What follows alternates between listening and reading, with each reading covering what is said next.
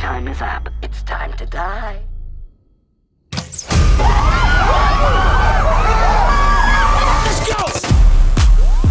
What do we do? Call the cops?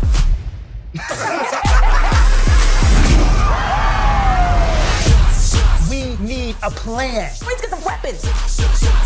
Wait, chili powder, girl? What I'm finna do, cook? Sorry, girl, we ran out of knives.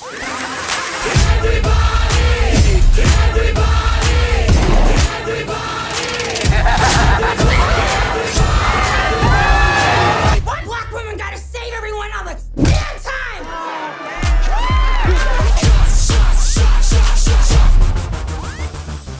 Finkley, BLACKTREE TV. What's up, Melvin? What's up, Jay? What's going on? First question for Jay. I gotta ask, man, like when you got that big break on SNL, you're doing 128 episodes following. Damn, I didn't even know I did that many. Shit, Syndication. that's crazy. Dana Garvey, Eddie Murphy, like, did you get the big head? Like, or like, I mean, not saying that that's like a result now that you have like a big head, but like, how hard is it like in that moment to say like, yo, Eddie Murphy was right here in this dressing room doing this thing? Like, how hard was it to stay centered? I don't even think, I think I was more focused on the work and trying to solidify myself in that place because of all the chatter that was going on online about me just being able to do impressions. So I was trying to work and get some other stuff in there. So the fact that it was such a prestigious establishment, I already knew that. But man, I just wanted to make my mark and kind of focus on that. And I'll never be heady. I'm not that guy. You feel me? I'm the same guy I was, except I have a little more wisdom. I'm the same dude I was at the Funny Bone when Charlie Murphy pulled me out of there and took me on a road with him at 19, Eddie Murphy's brother. So I had heard the comparisons. I heard everything. So I was just focusing on making my mark on that show.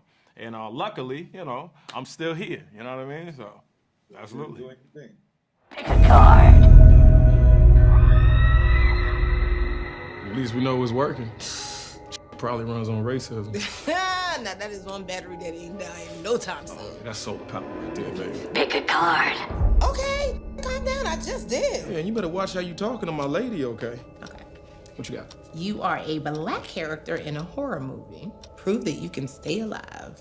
Name one black character that survived a horror movie. You must answer correctly, or you die. Oh, so this is just an aggressively themed trivia game.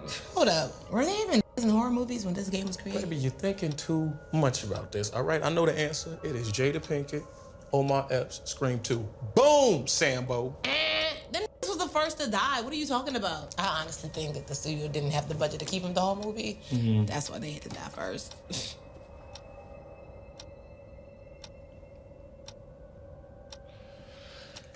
Melvin, like I love what you do on social media with the home improvements and everything like that and all that stuff you was doing. But of course we like loved you in the way back and House Party, but everybody kind of like really gravitated to you and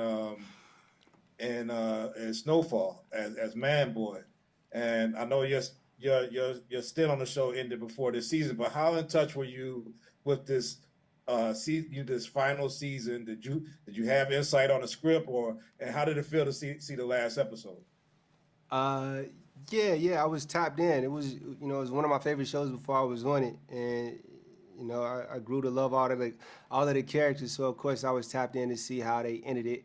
They just so happened to send me the last episode randomly. I hadn't gotten an episode since I had died 2 seasons previously. So I was like, why did you send me the season finale? So it was hard for me to not look at it, but I didn't. And I think it ended in a great way. It showed the reality of, that happens to some of those guys. I felt like if he had died, he would have been a martyr. Everybody would have looked up to him, but seeing him become what he did is just like a real reality.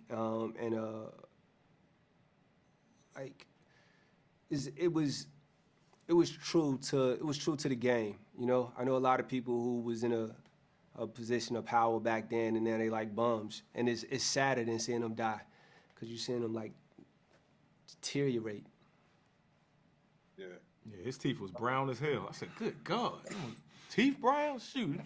My little cousin had a brown tooth before. When he was 2, and we used to say, yo, if you come close and I flick it, it'll just dissipate. That's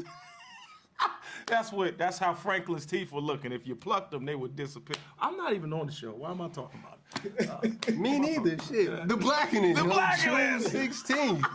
In theaters everywhere. This is a great show. Y'all got a lot of jokes about interactions with the cops and the park ranger and stuff. And I want to take you back to another time, Jay, when right around George Floyd, when you ran into a situation with the cops and they had their knee on your neck. Like how real does that make it for all these other people? We see you on White Famous and all these other shows and Saturday Night Live. Yeah. I mean, you're very recognizable for you to be treated just like me, who's a lot less recognizable by the cops. I mean, like, how real do you think just that situation happening to you makes it feel for everybody else? I think it puts it all in perspective. And the perspective is, no matter what, being a black person in America, you are a black person in America. It does not matter your financial tax bracket. It doesn't matter the status that you have. It doesn't matter who you know. We are all, at the end of the day, you cannot get this off. And since you can't get this off, it is important and incumbent of everybody to be proud of that and speak up when you do have the opportunity to speak up, because it shouldn't be happening as much as it does happen. And you know, a lot of brothers and sisters in this country, they're not here to talk about that anymore.